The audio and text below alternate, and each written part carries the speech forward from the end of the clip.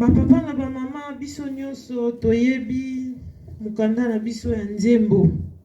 Nzembo ezali nini? Bandeko na biso ya kala bango babandaki koyemba banzembo lokola kaka ngai na yo bakorale eleki liboso na ntina ya kokumisa tata molimo santu.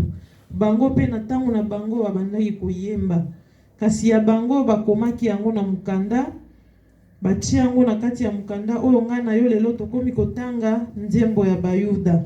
Kasi na nzembo oyo biso totangi na mokolo mwa lelo eyembamaki na roi Salomon. Roi Salomon ayembaki nzembo oyo na ntina ya kolakisa munene ya Yerusalemi. Alakisaki biso munene ya Yerusalemi, alobi nini? Nyonso ya bomoi na ye apesi yango na Yerusalemi.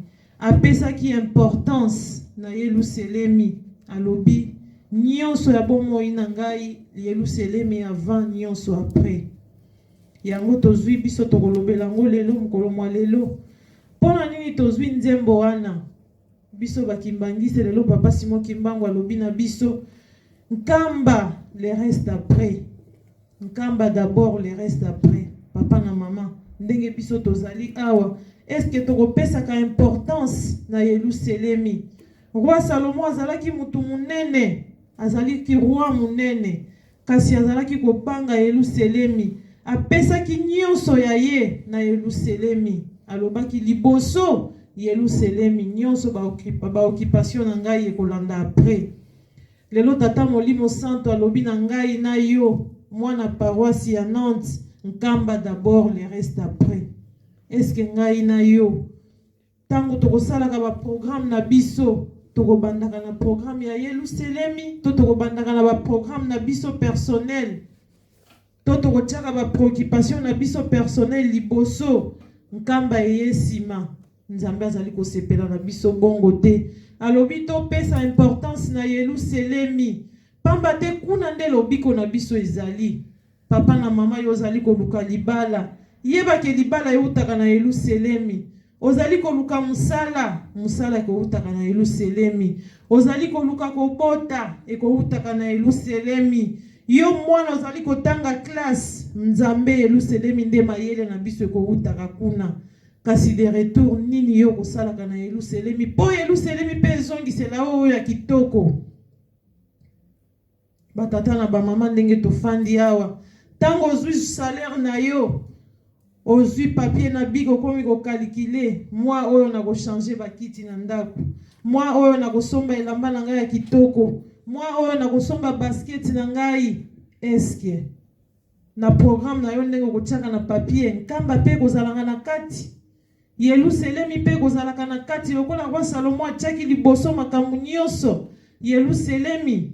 Yo mwana papa Simon Kimbangu kiangani yo pe kosalaka nini pona Yerusalemi? Okozwa salaire à 100 €. Tozwi kaka exemple. Otie ba programme na yo nyonso na suka ozwi 2 € ye kopesa na kati na Yerusalemi. Ekosomba nini na nkamba? Ekosala musala nini na nkamba papa na mama? To pesa importance na nkamba. Papa alobi na moma oyo tobosana nanu oyo ya biso nyonso, tobosana nanu makambo na biso nyonso, totia nkamba liboso, totia nzambe na biso en épreuve, po toyebake ye akozongisela biso nini. Na nsima ya botongi Yerusalemi nini tokozwa? Na nsima ya kosilisa mize nini tokozwa? Nzambe akokosaka te. Nzambe akokosaka te ba papa na ba mama nyonso oyo tozali kosala na nkamba toyebake lifuti na yango ezali. Nyonso oyo tozali kosalela tata molimo santu toyebake lifuti na biso ezali. Nzambe akotikalaka na nyongo ya mutu te. Nzambe akotikalaka na nyongo ya mutu ata mokolo moko te. Toyeba kopesa importance na nkamba. Ebele tokomi koyima bikatelo eleki. Tozonga kuna nzanza bisadi, tozongela kuna mize, tobaluka boye pula ya ba mama kuna mama presidente azali kotungisa biso tinsani, tozonga boye na ba mouvement pe batiki biso te, 10 € ya papa pe epai. Yebake tango zali kopesa mbongo ya Yerusalemi na koyima ekosala eloko te. Mbongo na yo wana ekosala musala te na nkamba yango tokomonaka ba mbongo mususu ekobungaka. Tango bozo pesa batinsani toyoki topesi soki 500 euros me kuna na kesi bakonzi bayebi mbongo wana kei wapi esali musala nini bambongo tokopesa katata nzambe ya koyima. Oza kopesa na motema pasi, oza kopesa po bayeba ke soki na ke église na pesi tintani te bakoloba tika na pesa na ngata boye kasi bamona te papa na mama.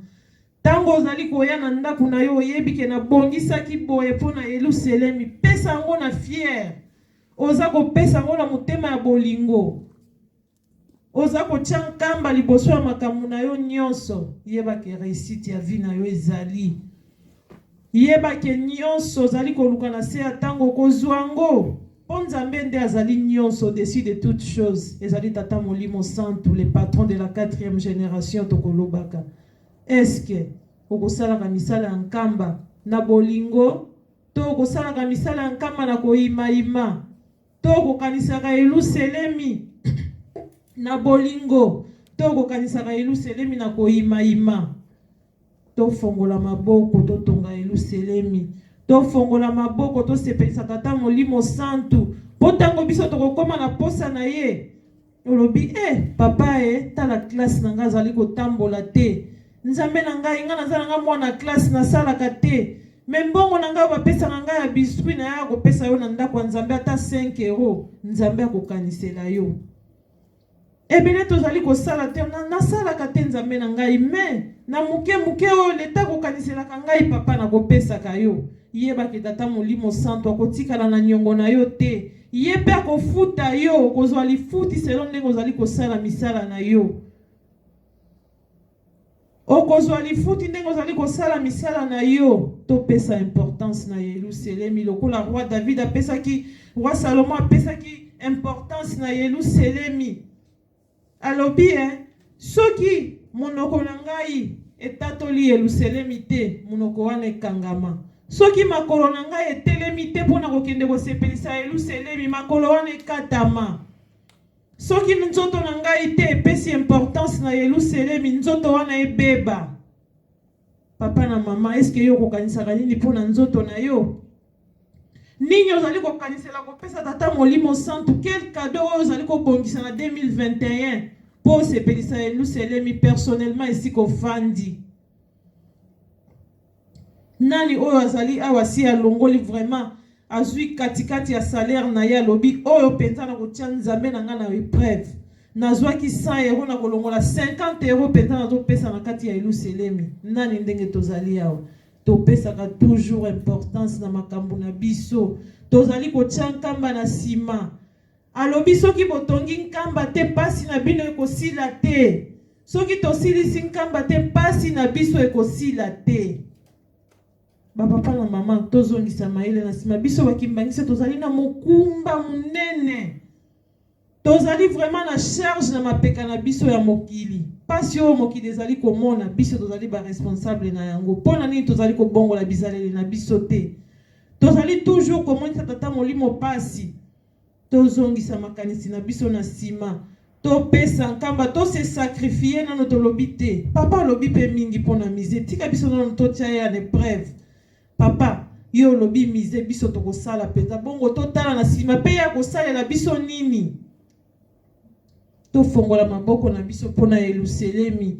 Topesa molimo na nzoto na biso na Yerusalemi le reste après. Totia nkamba liboso. Na nzembo totangi ya mokolo mwa lelo na psaume soki batuni biso bao bayaki na église te. Nini bateyaki biso? Loba balobi nkamba liboso le reste après. Na nzembo totangi lelo na psaume 137 topesa importance na nkamba oya biso elanga na sima topesa Nzambe na biso maboko tosilisa Yerusalemi po pasi na mokili esila mutu mwindo tonyokwa mipe mingi tomoni pasi malgré toye na bapoto awa na biso toza na poto na bao baza na Afrique toza kolela kaka pasi po pasi wana esila ifonga na yo tozongisa miso na sima totala Yerusalemi nkamba alobi nini papa Molimo Santu alobi nini na moma oyo apesi biso kaka misala ya nkamba tosilisa ponga na yo tokoka kobika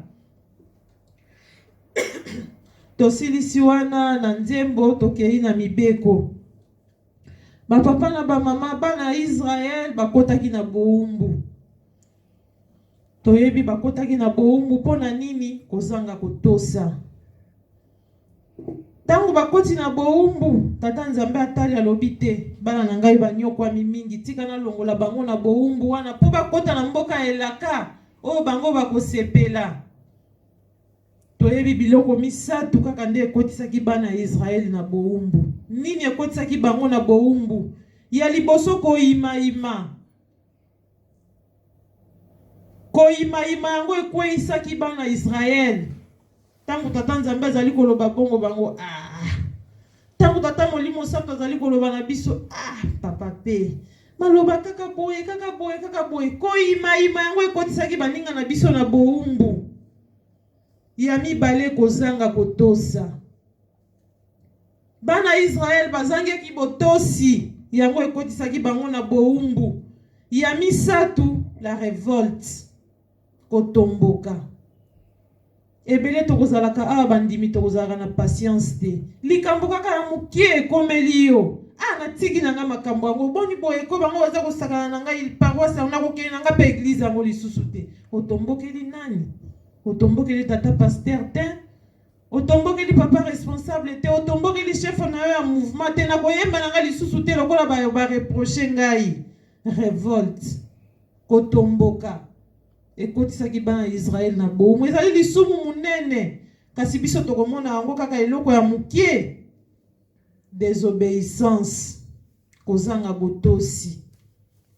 Bana Israël batosaki tata Nzambe te. Yango ekotisaki bango na boumbu. Yango pasio bango bamonaki Nzambe asilikaki na bango pona nini? Bazalaki désobéissant liboso ya tata Nzambe. Koyima ima. Totika koyima ima ba papa na ba mama na kati na lingomba tata Molimo Santo ezali lisumu munene liboso ya tata Nzambe. Tango bayebisi yo mama ba mama lobi tokokende kotala mama Kingandi azala problème. Déjà ekomi mibeko wana bapesi biso. Soki oyete ezali lisumu. Tokoyeba te tokosengela ngo pe bolimbisi te makambo mususu lingomba oyo ezali mabomba meli ebele. Ngana yo tokoyeba te. Eloko nyonso oyo bokangi na kati ya lisanga ya lingomba ekomi mibeko. Soko saleli yango te obuki mibeko. Balobi lobi tokokende kotala mama Kingandi azaki na problème. Biso nyonso tokutana kuna na ngonga tel. Oye na yo pete, obengi na yo pete. Yeba ki oza na kati ya lisumu. Pamba te ezali mibeko déjà, désobéissance. Balobi na kati ya paroisse toza na problème moko boye papa sengi urgence. Faut topesa ba volontaire ba mona na tosangisa mbongo po totina na nkamba. Babenga kaka l'improvite ka ko improviter makambo boye. Oikoyima ima lisumu. Ata soko pesi déjà mbongo wana tanke osi oyimi déjà na mutema na yo yeba ke lipamboli na yo ezali te. Musala ozali kosala ezali ya pamba. Ba papa na ba mama lingomba we ezali lingomba onga na yo tokota ezali lingomba ya pasi. Mosala ya pasi epesameli na bana ya batu po bamonela yango pasi. Si tondimeli tata Molimo Santo azali Nzambe nga na yo toyebi te. Toyebi yango très bien nga na yo ki tata Molimo Santo azali Nzambe. Kasi totika koyima ima. Tolanda ye topesa ye maboko. Tolanda ye aveuglement. Nyonso azali kosenga na biso toloba kaka ndiyo. Papa lobi bana nanga bosala boye ingeta papa. Bana nanga bosala boye ingeta papa. Tosaela Nzambe na biso na solo. Bana Israël bazangaki kokota likolo ya biloko misatu. Koyima ima. Kozanga botosi na kotomboka. Pasi kolo Yesu amonaki. Aye kolela mbala ya mibale kolo Yesu akati mutema. Bayeba kiteke azalaki mwana ya Nzambe. Na sima na yango tango akufaki 3 jours après kolo Yesu aye kosekwa batali balobi azalaki mutu te azalaki mwana ya Nzambe trop tard. bozoba liboso maele toujours na sima mutu mwindo. Kolo Yesu akufi na pasi oyo ya mona kina ekulusu. Lelo e rappelé biso pasi ya tata Molimo Santu. Papa Simon Kimbangu amona ki pasi. Na 1918 azwaki appel ya Nkolo Yesu. Papa Simon Kimbangu andimi. Ayebisi ekende kobikisa libota wana. Libota ya baindo. Oye moni pasi banda bambula na mbula. Papa Simon Kimbangu alobi ndiyo. D'accord, na kosala. Akomaki na Lubumbashi le 22 janvier 1922. Papa Simon Kimbangu akomi na prison ya Kasombo. Ba papa na ba mama toyoka kaka na sango. Bi ezali le 12 octobre. Oye ko rappelaka biso kufa na mbotama ya Papa Simon Kimbangu. Yango to profiter to te na lelo to se rappeler tango to kokene na bandaku journée à lobi eleka biso bongo te. To observer ango na prière. To observer ango to méditer bisika nyonso to kozala. Ozala na musala, ozala na classe, ozala na ba rendez-vous. Yeba pendenge ko se comporter ata po na journée à lobi ba mama. Toyebi ke tozali na poto. Malili ezali mais na ba mukolo o ezalaka mikolo neti ya bongo. Bongisa ta accoutrement na yo po ozali na liaison na tata Nzambe. Na journée wana ndima ta kolata malili. Ndima ta malili ekota yo na musala esiko ozali ko observer ba journée ba heure à prière po ezali mukolo. Oyo papa monela ki biso pasi. Oyo papa yaki na mokili pona kobikisa ngai na yo. Papa Simon Kimbangu akomi le 22 janvier 1922 na prison ya Kasombo. Batiaki ye na première cellule esika azalaki. Mission ya mundele ezalaki nini? Pona ko éliminer Papa Simon Kimbangu. Pona kobungisa mission oyo ayelaki. Papa na maman to se trompé te mundele ayebaki ke Papa Simon Kimbangu c'était le Saint-Esprit. Ayebaki yango très bien. Yango bandai ko luka par tous les moyens po akoka kobungisa, po akoka kolongola eloko wana. Papa Simon Kimbangu akomi na prison à Kasombo. Ba mindele batali mutu oyo azali très compliqué. Balongoli ye na première cellule azalaki. Bake kochaye na deuxième cellule oyo asalaki 20 ans. 1 mètre sur 80. Mbetu wana basala yango ya béton. Batia eloko likolo te béton. Malili ya Lubumbashi c'est pareil na ya poto. Ya poto eleki me ya Lubumbashi tolo bape malili penza ezalaka. Béton penza. 1 mètre sur 80. Na couverture ya mukie. Esika wana na toilette ezaka kawana. Pasi Papa Simon Kimbangu amona ki pona yo. Prison wana ezalaki na mutu aliboma moko. Mutu aliboma wana babandaki kobanga ye na bamindela zaki koboma bato. Kombo na ye ezalaki Mwamba Kifutwe. Batiaki esika moko na Papa Simon Kimbangu. Pona nini mundela lobi Kimbangu asana makambo. Soki toche kuna comme ça mutu aliboma wana ko étrangler ye uswata kosala yata makambo mabebo ya koboma ye. Bakangie na selili wana na Mwamba Kifutwe wana. Tangu bazali koya na tongo. Bakuti mutu aliboma wana afandi na Papa Simon Kimbangu. Papa Simon Kimbangu aza koteya ye. Tala mabomba miya Nzambe. Mundela kamwe. Alobi mutu oyo Kimbangu a maîtriser ye. Papa Simon Kimbangu azali koteya ye. Bafandi lokola ba camarades baza kosolola. Elekeli mundele. Na prison, Papa Simon Kimbangu bapesaki ye rôle ya cuisinier. Bapesaki ye rôle ya cuisinier, abandaki kolambela bato soki bakonzi bazoya aza kolamba. Mukolo mususu bakoni ya kolambela esili na kati ya prison. Na basoda na bato mususu bazalaki wana tokei na zamba tokende koluka bakoni bakei. Esika bakomi wana pona koluka bakuni mutu batu bazalaki na ye balobi Papa Simon Kimbangu to balobi toki posa mai me na zamba mai ezate tokomela ndenge nini. Papa Simon Kimbangu azi musapi na ye atie na se atoué mai ebimi au pire batu bameli. Lokola mundele azalaka toujours mayele. Esika wana batonga lycée. Otoyokaka lycée Wema na Lubumbashi. Un grand lycée prestigieux na kati ya Lubumbashi ya ba catholique. Batongi. Bazui place wana papa Simon Kimbangu asala ki mai. Bazui monument ya Mama Maria. Ya Marie na bango batie ya sanzaka mai wana. Mais mai wana toyebike. Papa loba biloko nyonso wana toko récupérer ango un jour. Passage ya papa Simon Kimbangu. Lokola mundela tika ka eloko inaperçu te atongaki école na ye wana ya lycée. Makamu isi papa Simon Kimbangu asala makamu isi ebele na Lubumbashi. Esika mususu eza na commune ya Kenya.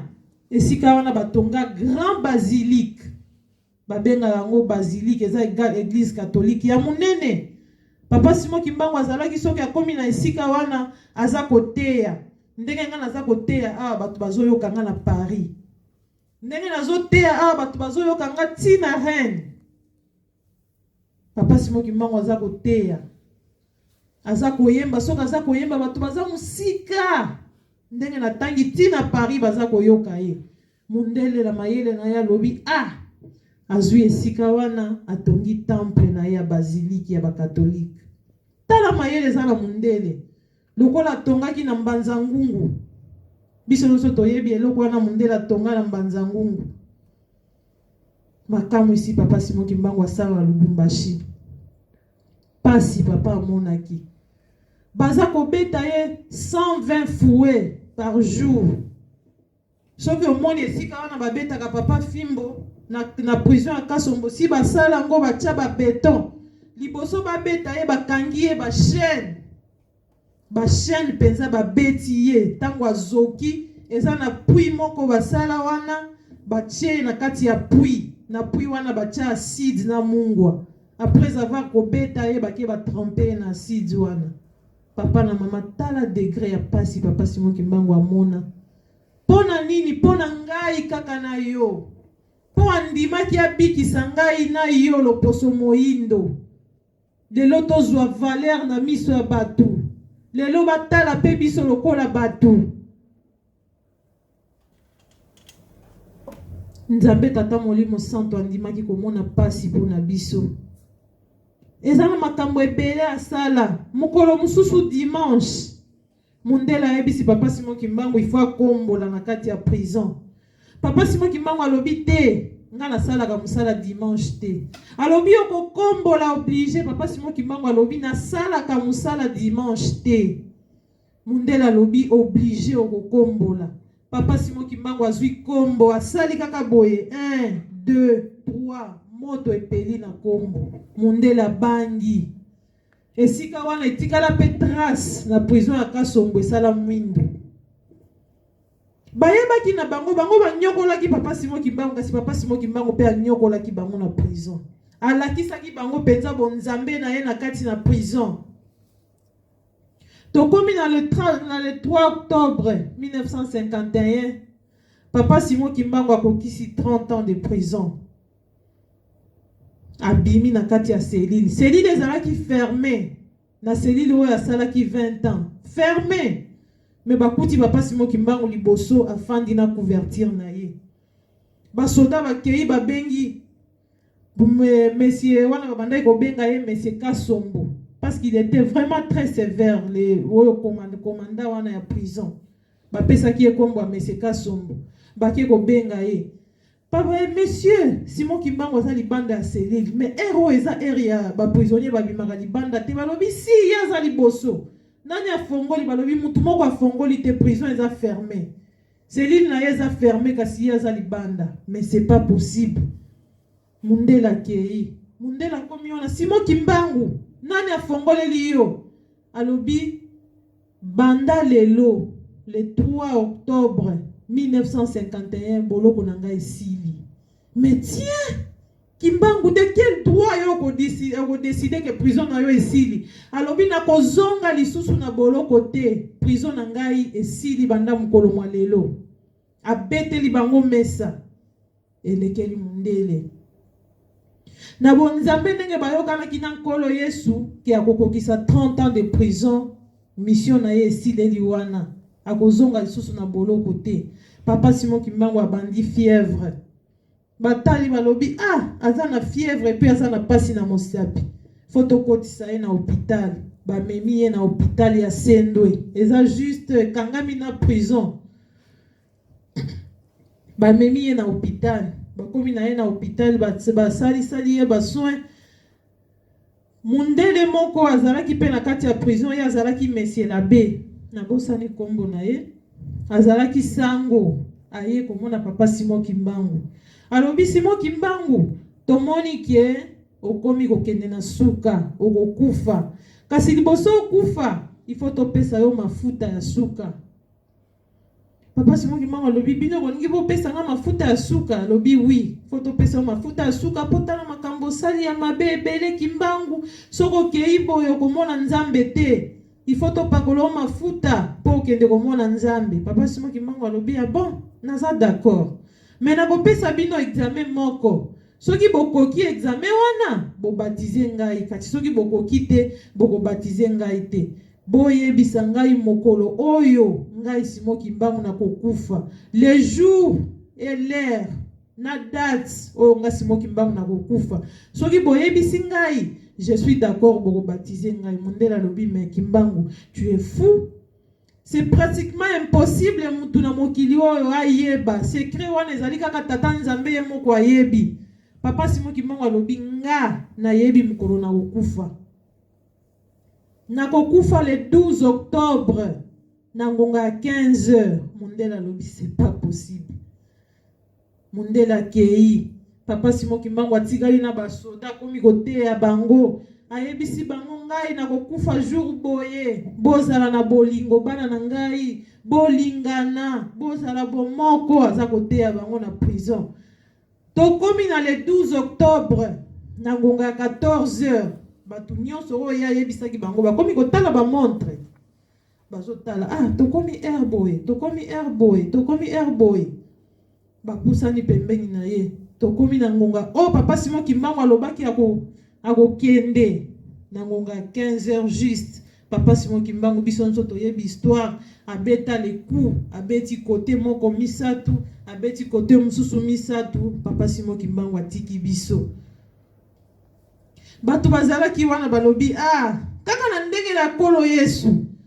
Tangu kolo Yesu azalaki na bango na bayuda, bango bayebaki yete ki azalaki mwana Nzambe. C'est après avoir tango akufi baye koloba mutu to nyokolaki mutu mwindo bozoba toujours liboso, toujours sima. Bozoba ezalaka na biso liboso mayele koyaka na biso na sima.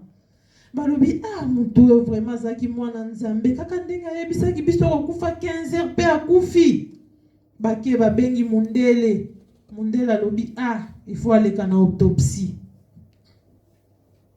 Mais na Lubumbashi ezalaki na sima nango ya prison o Papa Simon Kimbangu asalaki 30 ans de prison. Morgue ezalaki na sima.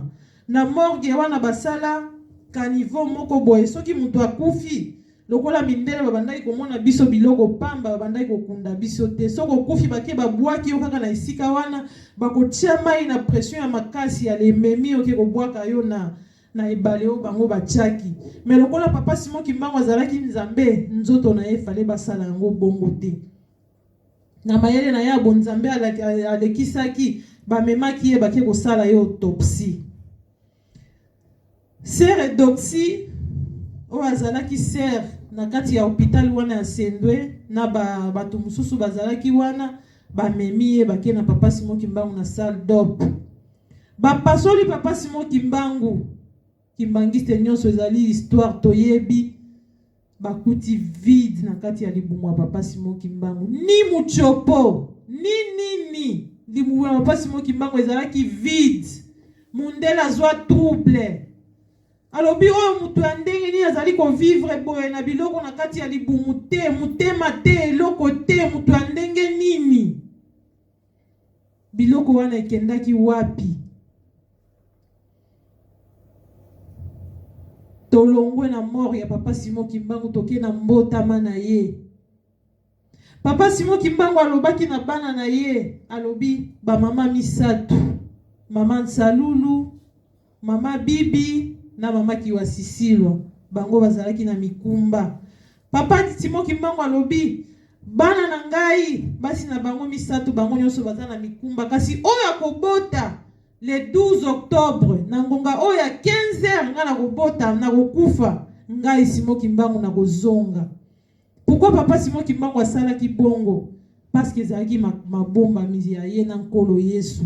Tango amonaki banyokoli nzoto mingi alobi nako changer kaka nzoto, nako kende kobota na nzoto mususu bango bakokanisaki na kufi, mais tozana ye kaka papa Simon Kimbangu kiangani lelo le patron de la 4e génération Nzambe kati na bato. Sepela papa na mama Kimbangisi na likabo oyo nga na otozwi lelo. Soki tokie kuna bakoloba nani ayebaki, nani oyo ayebaki ke nga na yo lelo tokozala bato. Kombo oyo bapesaki ngai na yo ezalaki eloko pamba, eloko ezanga valeur na mokili loposo loyindo. Tomona kango ti lelo na France na bapoto soko mati na tram okomona mundele mususu penza ovandi na ekiti moko atelemi penza. Amoni yo loposo pamba, un nègre, eloko ezanga tina, makak, tobandai ko fingama. Mais lelo papa Simon Kimbangu a valoriser biso. Malgré ba misusu bazali na méfiance na biso mindele misusu, mais misusu penza omona mutu mwindu penza telemi, oza ko sala ba conférence ya mindele na ba mindele, oza pe ko se défendre pona nini pasi ya tata Simon Kimbangu. Lelo ebongwani esengo pona biso. 120 coups de fouet babandai ko beta ye, lelo ekomi esengo pona biso. Yakei azongeli bisuso lisusu na nzoto ya papa Simon Kimbangu kiangani. To sepela papa na mama, to sepela to saye, to landa ye po mokili endima biso ke vraiment libota wana ezali libota ya Nzambe. Matea na biso ya lelo ezali pasi ya tata Simon Kimbangu. Nini ozali kokanisa? Ememelaki yo nini? Ememelaki biso kimia, ememelaki biso considération. Kasi biso eloko nini tokopesa na tata Simon Kimbangu na mkolo ya lobi? Nini oyo kopesa Nzambe na yo? Tolanda Nzambe na biso na kombo ya tata mwana pe tata molimo santu. Amen. Totele matobonde.